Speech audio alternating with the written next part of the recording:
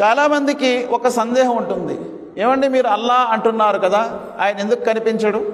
ఆయనకి చూసే శక్తి సామర్థ్యాలు ఈ కళ్ళకు లేవు అంటున్నాడు. లా తుదిరికుల్ అబ్సార్ వహువ యుదిరికుల్ అబ్సార్ వహువ లతీఫుల్ ఖబీర్. చూపులు ఆయన్ని పట్టజాలు అంటున్నాడు.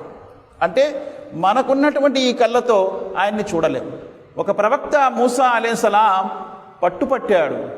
ఆయన పంతంలో వచ్చేసాడు. ఏం పంతంలో వచ్చాడు?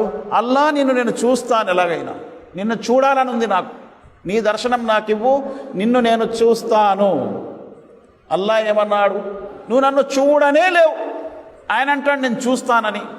సరే, నువ్వు చూడాలి అనుకుంటే నీకు ఒక పరీక్ష పెడతాను, ఆ పరీక్షలో నువ్వు పాస్ అవుతే ఆ తర్వాత నన్ను చూస్తావు కానీ.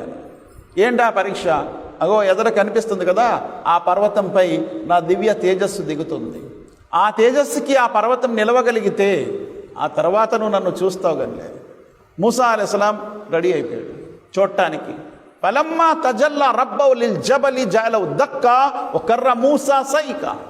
ఆ దివ్య తేజస్సు దిగగానే పర్వతము వశమైపోయింది, కనిపించలేదు, బూడిదైపోయింది. దక్కా అంటే ఏంటి తెలుసా? పౌడర్ అయిపోయింది. వకర్ర మూసా సైకా. ఇన్ని మాట్లాడినటువంటి మూసా ఏమయ్యాడు? స్పృహ కోలి పడిపోయాడు కిందకి.